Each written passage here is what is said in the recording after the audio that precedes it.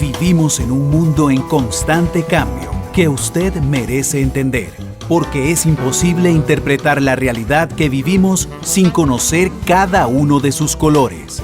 Porque muchos son los tonos de la actualidad. Presentamos Matices. Una producción de Noticias Monumental.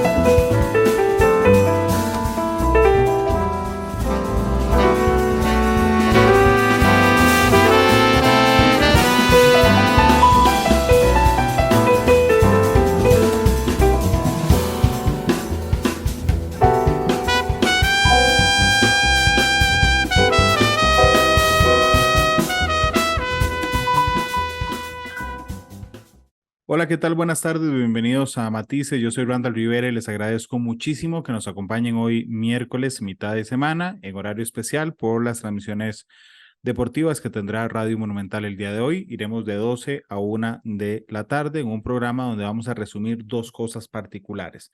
La semana pasada se llevó a cabo la 78ª Asamblea General de la ONU en Nueva York. No estuvo el presidente Chávez por una situación de salud, pero se hablaron temas muy importantes.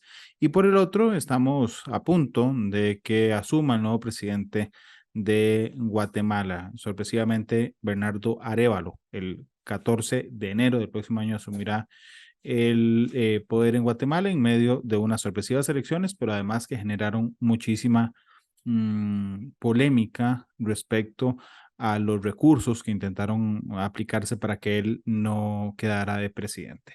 Yo les recuerdo que estamos en Radio 93.5 en FM, que estamos en el Facebook en vivo de Noticia Monumental, que esta noche nos pueden ver por Canal 2 y además que este episodio lo pueden descargar en Spotify, Google Podcast y Apple Podcast. Así es que muchas gracias por estar con nosotros. Seguridad, inmigración, democracia, economía, Ucrania y reformas a organismos internacionales fueron los temas prioritarios destacados por los presidentes y jefes de Estado del hemisferio occidental. Les contaba en la Asamblea número 78 de las Naciones Unidas. Vamos a escuchar y observar un foro respecto a esta Asamblea de Naciones Unidas. Naciones Unidas. Jaime Moreno, desde la sede de la ONU en Nueva York, nos amplía. Jaime, el presidente de Estados Unidos, Joe Biden, en su discurso inaugural el martes, presentó a la comunidad internacional los temas, los desafíos que, según él, enfrenta Estados Unidos. ¿Cuáles son esos temas? Adelante. Hola Gonzalo, quizás uno de los temas para destacar es su intervención sobre la guerra en Ucrania y las implicaciones que tiene para el futuro de las democracias, según el presidente Biden. Asegura él que si el mundo no mantiene una postura fuerte frente a Vladimir Putin y su invasión a Ucrania, ningún país estará a salvo. Tenemos que hacer frente a esta agresión manifiesta hoy y desalentar a otros posibles agresores mañana. Por eso es que Estados Unidos, junto con sus aliados en todo el mundo, seguirán apoyando al valiente pueblo de Ucrania, defendiendo su soberanía, integridad territorial y su libertad. Gonzalo, en su discurso el presidente Biden respaldó la propuesta de ampliar a más de 5 los integrantes del Consejo de Seguridad. Un Consejo de Seguridad que se encuentra maniatado, bloqueado para emitir cualquier resolución condenatoria sobre la guerra en Ucrania porque Rusia tiene un poder de veto. Esta reforma es respaldada por el secretario general de la ONU, Antonio Guterres.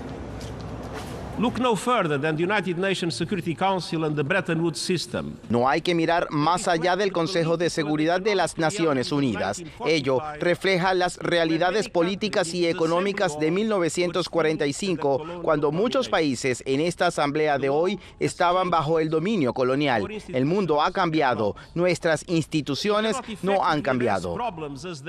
Gracias, Jaime. Quédate con nosotros en esta cobertura especial de la Asamblea de Naciones Unidas en Nueva York. Y ahora nos acompaña Mónica Mónica Grayley, portavoz del presidente de esta Asamblea General, Dennis Francis. Mónica, el presidente Francis aseguró que más que en cualquier otro punto de la historia, se necesita una acción coordinada para responder a los desafíos que enfrenta la comunidad global. ¿Cuál es el reto de mayor preocupación según el presidente de la Asamblea, Dennis Francis? Bienvenida. Hola Gonzalo, muchas gracias a ti por invitarnos. Desafortunadamente no te puedo oír muy bien, pero creo que me preguntas sobre el reto más importante para el presidente de la Asamblea General para esta sesión que se inició al 5 de septiembre aquí en Naciones Unidas. Y el presidente hizo un llamamiento muy importante a los países miembros, que hay que haber unión, que hay que haber unidad, que los países necesitan unirse para resolver, para arreglar todos los retos que tenemos en el momento. Y el presidente, Gonzalo, tiene 4 palabras clave para esta sesión, que son paz, prosperidad, progreso y sostenibilidad para todos. Ya, ahora, Mónica, la guerra en Ucrania no fue denunciada por el presidente de la Asamblea, Dennis Francis, en presencia del presidente de ese país, Volodymyr Zelensky. Veamos. Excellencies, this message is all the more important. Excelencias, este mensaje se da a la luz de la continua violación de la integridad territorial y la soberanía de un miembro de las Naciones Unidas, Ucrania. Esa horrenda guerra ha desatado el sufrimiento y la destrucción de innumerables familias. El presidente Francis, ¿no?, haciendo un llamado para condenar, unificar a la comunidad internacional contra Ucrania. ¿Cuál es la postura del presidente sobre cómo ayudar entonces a encontrar la paz en Ucrania cuando Rusia es uno de los miembros del Consejo de Seguridad y puede votar o vetar más bien cualquier resolución en su contra?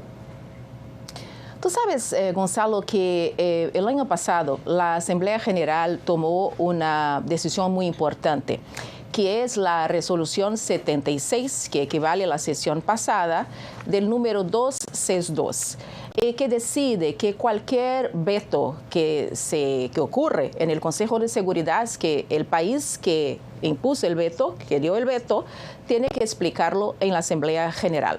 Ese es un punto importante porque por esa resolución ya hubo algunas sesiones en la Asamblea General, y tú te acordarás, por ejemplo, de la primera sesión que fue con Ucrania, pero desde hace 2 semanas con el caso de Mali, para que los países ahí entonces puedan reflexionar sobre lo que ha pasado y también explicar su veto en el caso del país que da este veto. Pero lo más importante ahora para el presidente, paz es su primera prioridad, si así podemos decir, es la palabra clave que viene en primero en la lista. Lo más importante ahora es que los países se den cuenta, que los países miembros trabajen juntos con el valor del multilateralismo y se den cuenta de que sin paz, Gonzalo, no hay desarrollo sostenible. Entonces, en esta Asamblea General, la primera cumbre que hubo fue la cumbre de los Objetivos de Desarrollo Sostenible, que llamamos de ODS, ¿no? ¿Es verdad? Y en esta cumbre también quedó claro que la primera cosa que hay que arreglar en este momento es el diálogo, volver a la mesa de negociación, a la mesa del diálogo, de la diplomacia, porque sin eso no vamos a avanzar en los otros puntos que son tan importantes. E importantes para las personas, porque por eso estamos acá. Claro. El preámbulo de la Carta de las Naciones Unidas empieza con nosotros los pueblos, y es para los pueblos que estamos, para las personas que estamos, y eso es importante. Bueno, muchísimas gracias a Mónica Grayley, portavoz del presidente de la Asamblea General de Naciones Unidas, Dennis Francis. Gracias. Y bien, esto es Foro de la Voz de América. En esta Asamblea General hablamos con el subsecretario de Estado de Estados Unidos para Asuntos del Hemisferio Occidental, Brian Nichols. Es algo muy preocupante la posible presencia de cubanos o otras nacionalidades luchando en las filas de Rusia dentro de Ucrania, y el reclutamiento podría ser trata de personas, podrían estar engañando a la gente, o no sé, otras personas podrían tener un papel en ese reclutamiento en una manera oficial. Pero muy bien, la entrevista completa la puede ver en vozdeamerica.com. Ya regresamos.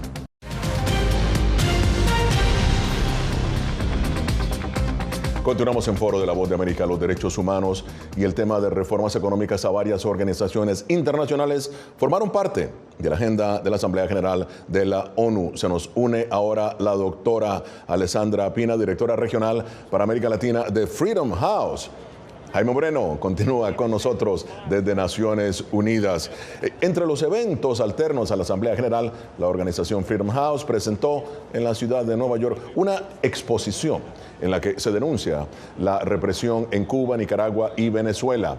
La muestra Voces Silenciadas presenta varias disciplinas artísticas combinadas con las voces de mujeres víctimas de violaciones en esos 3 países. Bien, Alessandra, bienvenida. ¿Qué tanto eco está teniendo la denuncia, ¿no?, de violación de derechos humanos en Nicaragua, en Venezuela, en Cuba, como ustedes lo apuntan? En esta Asamblea General que, como bien lo escuchaste desde el principio, está marcada por la guerra de Ucrania. Adelante. Buenos días, Gonzalo, y muchísimas gracias por la invitación. Sí, como bien dijiste, estamos aquí con Freedom House para poder evidenciar la crisis de derechos humanos que se está pasando en Cuba, en Venezuela y en Nicaragua.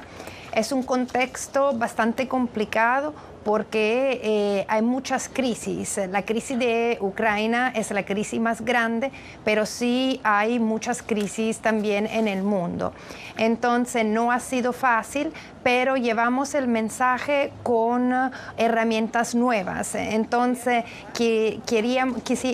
estamos aquí con la exposición de arte para hablar directamente al corazón de las personas, para mostrar la cara humana del sufrimiento de la represión y también la resiliencia de la sociedad civil y también de las víctimas que se están volviendo a defensores de derechos humanos. Alessandra, sabes que los 3 países niegan que exista violación de derechos humanos en ellos, pero ¿en qué está fallando, si es del caso, la arquitectura de Naciones Unidas para actuar efectivamente ante violaciones de derechos humanos, ante la denuncia como la que está haciendo Freedom House?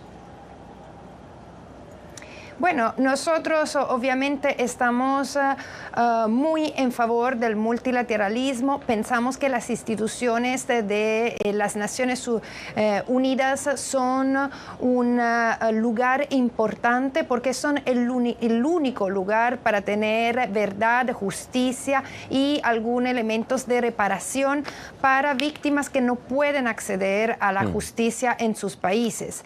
Pero sí estamos preocupados por el peso que a veces los países autoritarios tienen en instituciones importantes como por ejemplo el Consejo de Derechos Humanos. Por ejemplo, en este momento Cuba es un miembro activo del Consejo y su mandato termina al final de este año y ya está proponiendo su candidatura para el próximo mandato. Entonces, la pregunta es, obviamente, queremos que estas instituciones sean abiertas a todos los países del mundo para poder empujarlos a mejorar sus estándares, pero también cuáles son los criterios para poder elegir estos miembros activos. Ya. Bueno, muy bien. Fuera de las reformas para mejorar el trabajo, ¿no?, de la ONU para responder a violaciones de derechos humanos y conflictos, la mayoría de los mandatarios también hicieron un llamado a reformar instituciones financieras internacionales. Jaime, ¿en qué sentido se hizo ese llamado? Gonzalo, este llamado es para liberar recursos para que los países en desarrollo le puedan dedicar dinero para abordar el asunto del cambio climático. Por ejemplo, el presidente de Colombia fue una de esas voces, el presidente Gustavo Petro. Él dice, hay voluntad de abordar el tema, lo que no hay es dinero, y está proponiendo una serie de reformas para que, aliviando la deuda de los países que están muy endeudados después de la pandemia, puedan tener algunos recursos disponibles para el cambio climático y otros asuntos relacionados con los objetivos de desarrollo sostenible. Por eso este presidente del país de la belleza les propone reformar el sistema financiero mundial, el FMI, la banca multilateral, acabar los bloqueos económicos y guiar los fondos del capital privado. Habrá un descenso de la deuda pública mundial y un incremento real de los presupuestos y fondos públicos. Así podremos financiar el Plan Marshall por los objetivos del desarrollo sostenible, la justicia social y ambiental. Esto es Foro de la Voz de América. En esta Asamblea General de la ONU hablamos también con el presidente electo de Paraguay, Santiago Peña. Hemos visto que el sistema multilateral ha entrado en crisis. Tampoco hoy está siendo herramienta para resolver conflictos de Rusia en Ucrania o otras regiones del mundo. La entrevista completa la puedes ver en vozdeamerica.com. Ya regresamos. Continuamos con Foro de la Voz de América en esta edición sobre los temas más relevantes en la agenda de la Asamblea General de Naciones Unidas.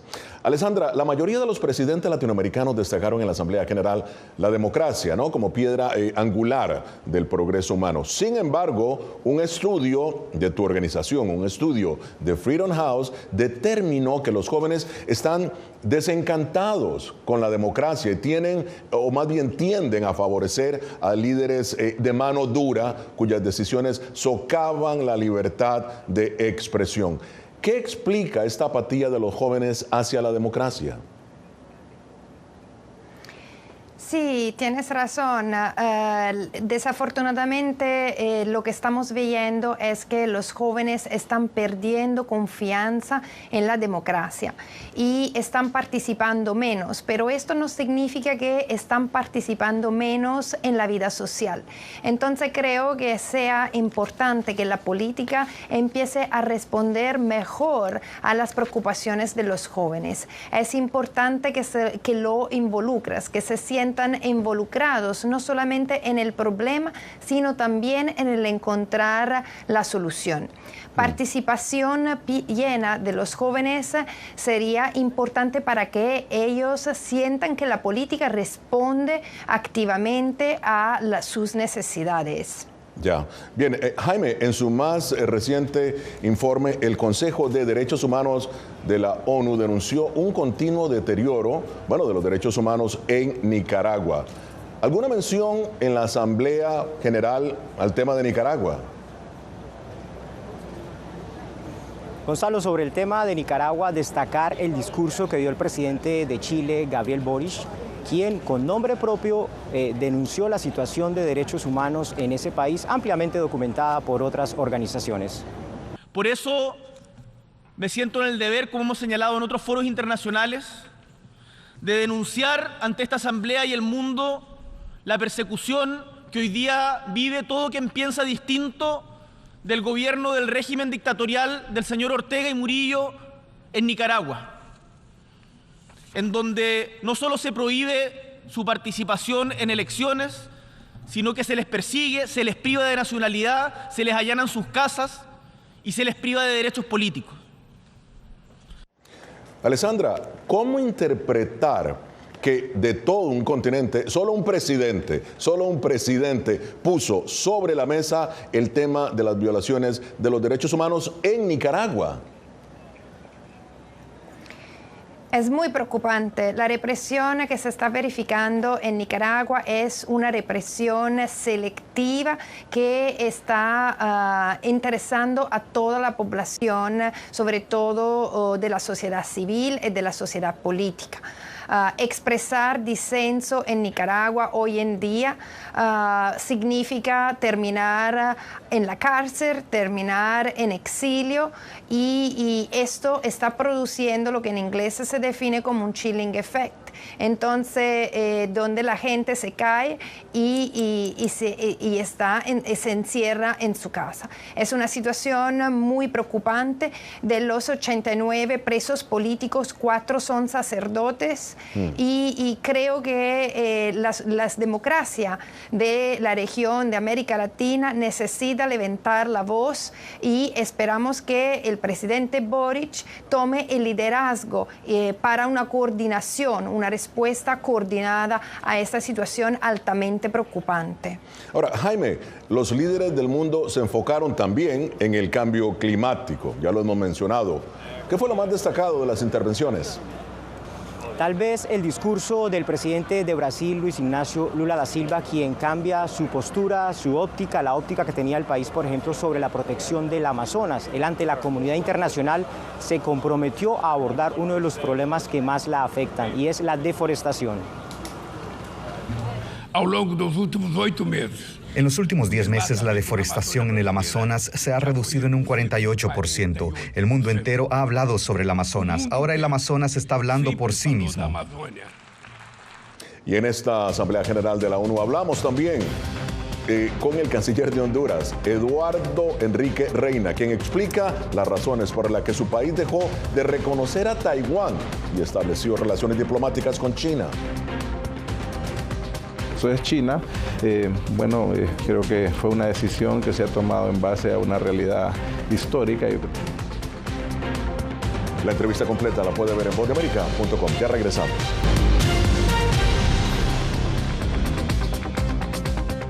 Y bien, ya en la parte final de Foro de la Voz de América. Alessandra, pese a que ustedes nombran a 3 países en específico en donde, según ustedes, el deterioro de la libertad de prensa, la libertad de expresión está mancillada, sin embargo, haznos rápidamente un resumen del panorama latinoamericano. Adelante.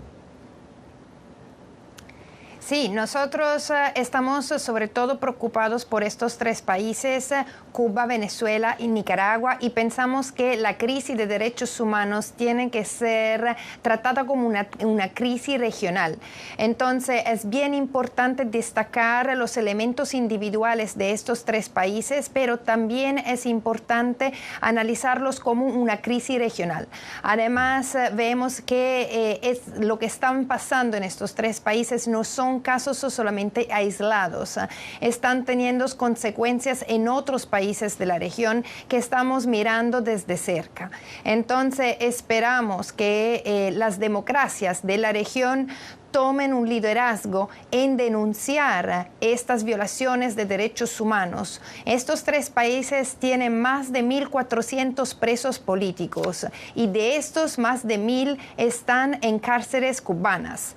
Entonces esperamos que las democracias llaman a la liberación de los presos políticos y también se empeñan para promover la mejoría y el respeto de los derechos humanos, porque sin derechos humanos no podemos tener democracias. Y ahora, Alessandra, en términos generales, un vistazo rápido a lo que es México, el resto de Centroamérica, Sudamérica, rápidamente.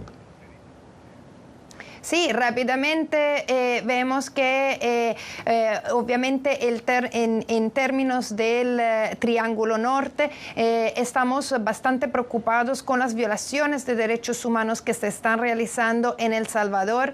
Reconocemos la importancia de aumentar la seguridad, pero esto no puede nunca ser al precio de violaciones de derechos humanos. Honduras estamos mirando con preocupación también las declaraciones en sede de las Naciones Unidas de la presidenta, también son bastante, meritan un monitoreo. Ya. Esperamos que el presidente de Guatemala pueda seguir gobernando y en términos de México hay situaciones preocupantes, sobre todo por la militarización que se está realizando en el país. Bueno, nosotros seguimos monitorando y denunciando cuando vemos las violaciones comprobadas. Bueno, tanto el presidente de El Salvador como la presidenta, como el presidente de México, como la presidenta de Honduras han negado, fíjate, Alessandra, todas estas acusaciones de presuntas violaciones a los derechos humanos. Pero bien, Alessandra, ahora sí llegamos al final. Tus conclusiones sobre esta Asamblea General en el tema de libertades, de democracia. Adelante. creo que las palabras del presidente Boric nos dan esperanza. Cuando él dice que al centro de su política exterior están los derechos humanos y las democracias, están poniendo los temas más importantes para Freedom House. Desafortunadamente hay mucha contraposición entre autoritarismo y democracia y esperamos tomar la parte justa. Bien, rápidamente, Jaime, temas en el tintero se quedaron. Gonzalo, de resaltar que pese a las tensiones geopolíticas, los países fueron capaces de renovar su compromiso, y lo dicen textualmente, de acabar con la pobreza y el hambre de aquí al año 2030. Muchísimas gracias a Alessandra Piña, Jaime Moreno. Llegamos hacia el final de esta edición de Foro. Desde Washington les habló Gonzalo Abarca. Siempre es interesante analizar los foros y las asambleas de Naciones Unidas. Insisto, Costa Rica no estuvo el presidente Chávez producto de una situación menor de salud, así lo refirió por lo menos. Vamos a una pausa comercial en Matices, la única que haremos hoy. Volvemos de la pausa con más.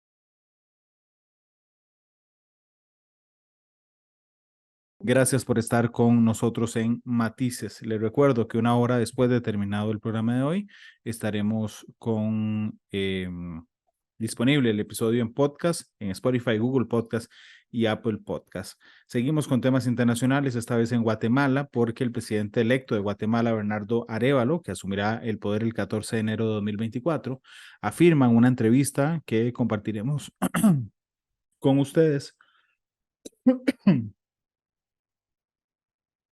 Ahora sí, les ofrezco una disculpa. Les contaba que Bernardo Arévalo afirma que es fundamental recuperar la confianza de los guatemaltecos en las instituciones de gobierno. Primero, eso sí, deberá afrontar las amenazas legales que hay contra el Movimiento Semilla, que es el partido de Bernardo Arévalo, quien ha causado todo un revuelo en Guatemala producto del triunfo en las elecciones. Escuchemos su entrevista. Amigos de La Voz de América, estamos hoy con el presidente electo de Guatemala, Bernardo Arévalo. Muchas gracias por atender esta entrevista para La Voz de América. Quisiera empezar con lo positivo, presidente. Días anteriores se ha manifestado el apoyo de la población en varias acciones que ustedes han presentado en defensa del partido Movimiento Semilla. ¿Cómo se siente este apoyo de los guatemaltecos? Bueno, mire, es sumamente satisfactorio ver que la población en su conjunto ha recogido este sentimiento de esperanza que nosotros queríamos despertar. Y la primera vez que lo vimos fue cuando el 20 de agosto, el día de las elecciones, de la segunda vuelta, cuando se confirmaron los resultados electorales en la transmisión que hacía el Tribunal Supremo Electoral, la gente salió a las calles a celebrar, cosa que nunca habíamos visto en nuestro país, y salió a celebrar con banderas nacionales, no con la bandera de un partido, no. Salieron como pueblo a celebrar, y es una actitud de esperanza, de alegría, de felicidad que hemos seguido viendo en la gente en los días siguientes. Y lo estamos viendo en la manera espontánea, como han asumido la defensa de la democracia, de la manera espontánea como se ponen a manifestar en contra de los abusos que se cometen desde el Ministerio Público. Y es muy importante ver que hay una población que ha salido de la apatía y del cinismo para retomar ese sentido ciudadano que lo hace en este momento actuar en defensa de la democracia. Sin embargo, presidente, ustedes están afrontando una intención de suspender el partido y una investigación. ¿Cómo se sienten en este momento y están preparados para lo que se viene? Bueno, nosotros desde que ganamos Desde que pasamos a la segunda vuelta, el 25 de junio, se desató una andanada de acciones judiciales ilegales absolutamente violatorias del orden constitucional por parte del Ministerio Público. Y no han cesado, han continuado, se lograron frenar porque originalmente trataban de evitar que nosotros compitiéramos en la segunda vuelta. Se logró evitar, nosotros estamos y ganamos en la segunda vuelta con un mandato muy fuerte por parte de la población, y los ataques no cesan porque están intentando por medio de estas medidas ilegales desde el aparato de justicia intentar violentar el resultado electoral, y lo hacen de una manera que altera el orden constitucional establecido, porque se arrogan capacidades que no les corresponde a un juzgado menor de acuerdo a lo que está establecido en la ley electoral y de partidos políticos que tiene rango constitucional. Entonces es una situación muy compleja que por un lado nos ha llevado a mantener un frente, digamos, legal, en donde nosotros estamos accionando ante las Cortes, ante la Corte Suprema de Justicia, ante la Corte de Constitucionalidad, para tratar de enfrentar esta agresión que se hace contra nosotros y también contra el Tribunal Supremo Electoral. Y por el otro lado seguimos avanzando, trabajando en la organización interna, en la preparación de nuestros cuadros y nuestros equipos para la tarea de gobierno que asumiremos a partir del 14 de enero. El fiscal Curruchiche ha mencionado que hay al menos 5,000 firmas falsas y por eso se inició esta investigación. ¿Qué opinan ustedes al respecto, o han hecho alguna investigación interna de estos indicios que ellos asumen que tienen? Mire, lo más absurdo que existe en este momento es que, de hecho, nosotros pusimos una denuncia por una firma falsa que se descubrió en una de nuestras hojas de afiliados, y eso lo hicimos desde el mes de marzo. Lo colocamos en la Fiscalía de Delitos Electorales, que es a la que le corresponde investigar estos temas.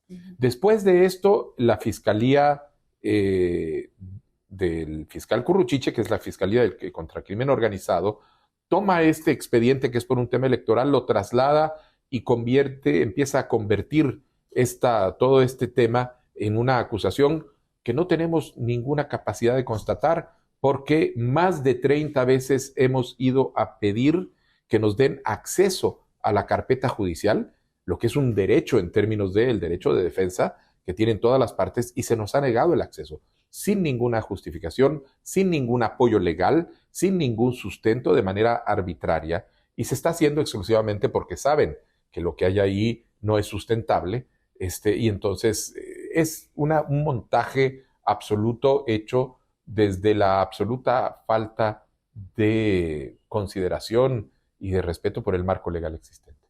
A partir del 31 de octubre que termina el proceso electoral, digamos que hay una protección menos en cuanto a al partido Semilla.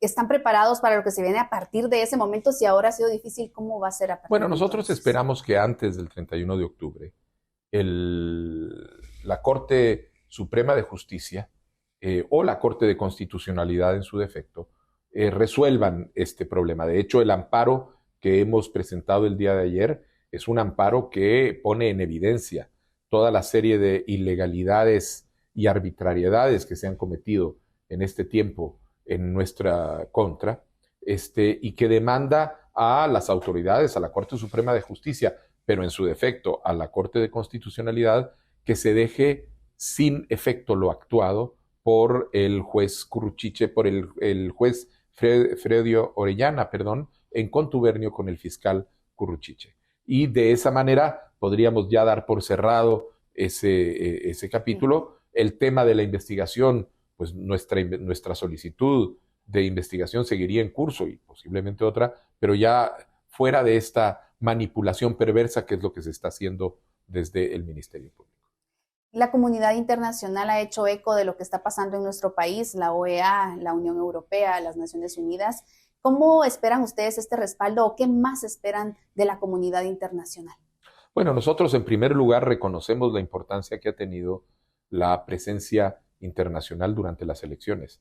Ha sido la observación que se ha hecho por parte de la misión de observación de la Organización de Estados Americanos en primer lugar, pero también la de la Unión Europea. Ha habido observación nacional y observación de distintos órganos e instituciones. Todo esto ha sido sumamente importante para establecer claramente qué es lo que ha ocurrido, y lo que ha ocurrido es el transcurso de una elección ordenada, transparente, y evitar que se hagan los discursos y narrativas que empezaban a intentar de argumentar que hubiera fraude. Eso fue muy importante. A partir de esa confirmación de las observaciones internacionales y nacionales, la comunidad internacional fue formando su propia opinión y visión alrededor de lo que estaba sucediendo en Guatemala y comenzó a manifestar su preocupación por lo que esto implicaba para el objetivo del mantenimiento de la democracia. Es un objetivo realmente fundamental, no únicamente para nosotros como país, sino para América Latina en general y para el mundo. Y desde esa perspectiva, desde esa preocupación, se ha venido toda esta actividad que ha sido a nivel bilateral, comunicados, declaraciones a nivel de la Unión Europea, del Parlamento Europeo, a nivel de la Organización de Estados Americanos. Y eso se ha sumado al apoyo interno que ha habido dentro de nuestro país, porque lo que hay es un rechazo a estos intentos que va prácticamente de pared a pared, desde organizaciones populares, organizaciones profesionales, universidades, centros de investigación, asociaciones empresariales, asociaciones campesinas, pueblos indígenas. Aquí hay un clamor ciudadano que se ha levantado en contra de esta élite política corrupta que está instrumentalizando las instituciones de justicia para tratar de aferrarse al poder.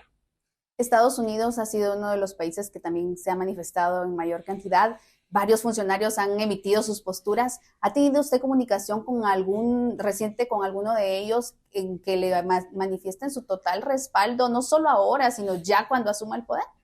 Bueno, nosotros estamos en contacto con el gobierno norteamericano de manera regular. De hecho, ya hemos sostenido reuniones de trabajo entre el equipo de la Embajada de los Estados Unidos en Guatemala con nuestro equipo técnico para empezar a ya intercambiar información sobre programas de cooperación por parte de ellos, nuestro plan de gobierno por nuestra parte, empezar a buscar esos encajes y empezar a poner sobre la mesa la serie de temas que constituyen una agenda bilateral de trabajo, de colaboración entre los Estados Unidos y Guatemala que vamos a seguir desarrollando de manera conjunta y colaborativa. Ustedes en su plan de gobierno han planteado 10 semillas. ¿Con qué vamos a empezar? ¿Con qué van a empezar? ¿Qué es lo más urgente de atender en Guatemala? Yo le diría que lo primero es mantener la confianza de la gente de que las autoridades que están llegando son autoridades que se tomaron realmente en serio la lucha contra la corrupción y que el rescate de las instituciones no es un slogan retórico de una época electoral, sino es realmente la orientación de trabajo central. Nosotros creemos que una tarea muy importante es recuperar la confianza de la gente en las instituciones. Por otra parte, lograr que las instituciones comiencen a trabajar y dar resultados para la población concretos en las distintas áreas en donde ha habido tanto abandono como resultado de la corrupción que ha cooptado el sistema. Y en tercer lugar, que tengamos una economía que crezca, que florezca, que genere más empleo y entonces empezamos a tener un círculo virtuoso de desarrollo en donde el empleo va generando mayores medios para poder invertir más en el desarrollo, la gente confía en sus instituciones y empezamos a salir adelante como país. El tema migratorio es un tema que en vez de disminuir ha ido incrementando con el tiempo pese a las cifras que se han dado de que la frontera entre México y Estados Unidos es una de las más mortíferas. ¿Cómo abordará este tema migratorio? Mire, nosotros sabemos que el tema migratorio hay que abordarlo en dos, por así llamarlo, dos frentes. Uno, atacando a las raíces del problema. Es decir, Guatemala tiene que reconocer que la migración que existe es el producto de un problema de pobreza, de falta de desarrollo, de falta de oportunidades, de falta de empleo. Y tenemos que empezar a generar esas oportunidades, ese empleo, a evitar y eliminar la pobreza en las áreas más afectadas, que es de donde está saliendo ahorita la población. Ese es un ataque a las fuentes estructurales del problema. Y al mismo tiempo tenemos que trabajar para atender las necesidades de la gente que en este momento está en una situación de tránsito o que quiere salir o que están desatendidas. Y es a través de estos dos tiempos que vamos a lograr efectivamente, en este momento, trabajando con el problema de la gente que está en esta situación de migración, pero sobre todo eliminando las causas de raíz para que la presión, para que la gente emigre del país, desaparezca. El tema de la libertad de prensa ha tenido en este gobierno un incremento de denuncias. ¿Cómo va a abordar usted la defensa de los medios y de los periodistas en nuestro país? Bueno, en primer lugar, como con mucho compromiso, porque para nosotros la libertad de expresión y la libertad de prensa son un elemento fundamental dentro de todo sistema democrático. Y nosotros creemos que el Estado no únicamente tiene que tolerar, entre comillas, la actividad de expresión y la actividad crítica que ejerce necesariamente el periodismo en el marco de su función informativa, sino además tiene que generar mecanismos que fomenten a la actividad y que protejan a los periodistas en el marco de su ejercicio. Que es exactamente lo contrario que se está haciendo en la situación actual, en donde alguien como José Rubén Zamora es perseguido y precisamente porque ha ejercido esa labor periodística y se utiliza a las instituciones del Estado para atacarlo y para convertirlo en ejemplo de lo que le puede pasar a los periodistas si insisten. Nosotros vamos a empezar por rescatar. Hay instrumentos que han sido engavetados, que son el resultado de procesos en donde se ha acordado entre el gobierno y la Comisión Interamericana de Derechos Humanos, si no me equivoco, marcos de protección para la labor periodística que nosotros vamos a retomar para generar ese ambiente propicio. Presidente, ¿qué agenda tiene para la comunidad LGBT y si planea promover el matrimonio homosexual y la aprobación del aborto? Pues a esas dos que eran de las grandes mentiras que estaban promoviendo, que estaban generando durante las elecciones, eran parte de la campaña negra. Nosotros hemos siempre clarísimos en decir no, ni vamos a promover el aborto, ni vamos a promover legislación para permitir el matrimonio homosexual. De hecho, nosotros no tenemos ninguna propuesta de cambio de la legislación existente en ninguna de estas dos áreas. Lo que sí hemos dicho es que lo que vamos a hacer es una administración que prevenga la discriminación, no únicamente de esta población, sino la discriminación de cualquier ciudadano por cualquier razón de etnia, de raza, de género, de religión. Es decir, tenemos que aprender a que los seres humanos tenemos derechos inherentes a nuestra condición de seres humanos y que no podemos permitir la discriminación y la agresión contra ellos. A nivel del norte de Centroamérica, usted mencionó que el presidente Bukele fue uno de los primeros en felicitarlo. ¿Tiene algún plan para trabajar con El Salvador y con Honduras a nivel de...? Bueno, mire, tenemos con El Salvador y con Honduras, como con México, con Belice, tenemos una frontera común, tenemos fronteras comunes. Las fronteras comunes quiere decir que tenemos preocupaciones compartidas, que por una parte pueden ser algunos problemas, pero también son oportunidades. Y el trabajo que se hace conjuntamente con los países vecinos puede ser un trabajo que, si es colaborativo y efectivo, logra que las fronteras sean líneas que unen a los pueblos y a los países, no que las separan. Nuestra intención es generar ese ambiente de trabajo con todos nuestros países limítrofes porque entendemos que estamos trabajando en el bienestar de nuestras poblaciones, sobre todo aquellas que habitan a ambos lados de esas fronteras. El presidente nicaragüense Daniel Ortega emitió un comunicado congratulándose por la victoria suya. Usted en ocasiones anteriores ha criticado las políticas que él ha tenido incluso contra la iglesia. ¿Qué mensaje le da usted al presidente Ortega ahora usted ya como presidente electo? Bueno, yo diría que lo que necesitamos es que Nicaragua regrese a el seno de los países democráticos. Presidente, usted ha calificado la posición ideológica del partido como progresista, no directamente de izquierda. A nivel latinoamericano hay muchos países que han tomado este rumbo izquierdista. ¿Qué opina usted de que varios gobiernos a nivel latinoamericano ahora son de izquierda? Mire, nosotros lo que estamos viendo es que, en primer lugar, la democracia, una democracia funcional, es siempre un proceso en donde compiten y se alternan en el poder partidos progresistas y partidos conservadores. Esa es la lógica y la naturaleza de la democracia. Y es natural esperar que en el seno de una sociedad democrática haya partidos que tengan propuestas en estos sentidos y que, de acuerdo que den propuestas desde su perspectiva a los problemas de su país, a los problemas específicos de su país, y que sea la población la que juzga qué es lo que más corresponde en este momento.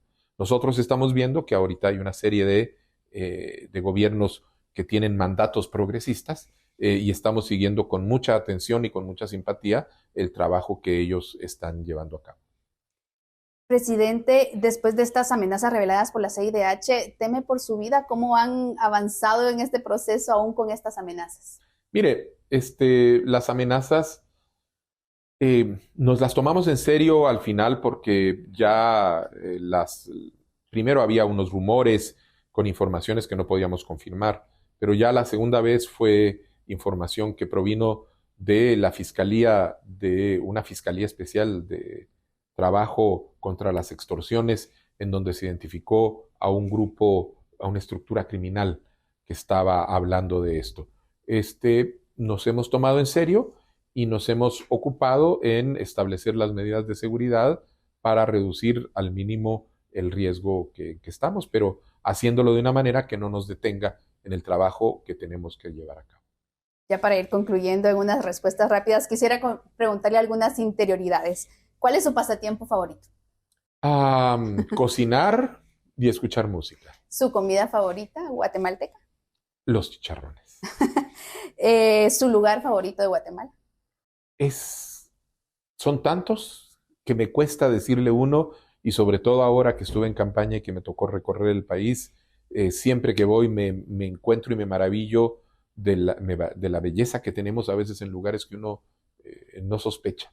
Así que me cuesta decirle uno y me alegra decirle tenemos un país maravilloso. Usted será el primer hijo de un expresidente que será presidente. ¿Qué se siente? Una enorme responsabilidad, especialmente porque soy hijo del presidente que ha sido el mejor presidente de la historia de este país. Tal vez muchos no lo saben a nivel Latinoamérica, que nació en Uruguay, pero cuénteme un poquito cuándo fue que vino a Guatemala y cómo esto ha impactado en su amor por Guatemala también en su vida. Bueno, yo nací en el Uruguay durante el exilio de mis padres, porque después de la contrarrevolución de 1954, mi padre estuvo exiliado y no pudo regresar al país, sino hasta los años 70. Yo crecí en el marco de ese exilio, en una casa donde viajábamos entre distintos países de América Latina, porque a mi padre le tocaba ir a dar clases o trabajar con un organismo, en el marco de una familia que añoraba la posibilidad de regresar a su país, en donde esa sensación de ese desgarramiento injusto e innatural que es el exilio estaba presente siempre. Y de ahí llegué a Guatemala cuando tenía 15 años, después de haber vivido en varios países de América Latina, pero con una sensación de que, finalmente este es mi lugar. Por supuesto. ¿Qué le dice al mundo, no solo a Guatemala, ante este reto que se viene y que se va a consumar el 14 de enero? Bueno, que nos acompañen. El pueblo de Guatemala ha tomado una decisión muy valiente de recuperar la esperanza, de tomar el paso para decirle que no a este pantano de corrupción en el que nos han sumido en más de 20 años y empezar a construir un país con un futuro digno para toda su gente, un país que empiece a darle respuestas a las necesidades de los distintos sectores de su población y que lo haga de una manera en donde podamos vivir con libertad, con armonía, con democracia y con bienestar. Y lo que le pedimos a la comunidad internacional es que nos acompañe en este camino. Gracias por habernos acompañado hoy en Matices en este horario especial. En 1 hora estará disponible nuestro podcast. Así es que gracias por acompañarnos. Mañana regresaremos en horario habitual, en un programa especial, por cierto, que lo sacaremos de la oficina, lo sacaremos de la cabina de Monumental. Y bueno, les prometo que estará muy interesante. Vámonos con The Animals. Hoy una complacencia, House of the Rising Sun. Es la canción que despide Matices. Feliz tarde. Hasta luego. Todas las perspectivas, cada punto de vista. Exploramos la realidad y cada uno de sus tonos. Esto fue Matices por Radio Monumental.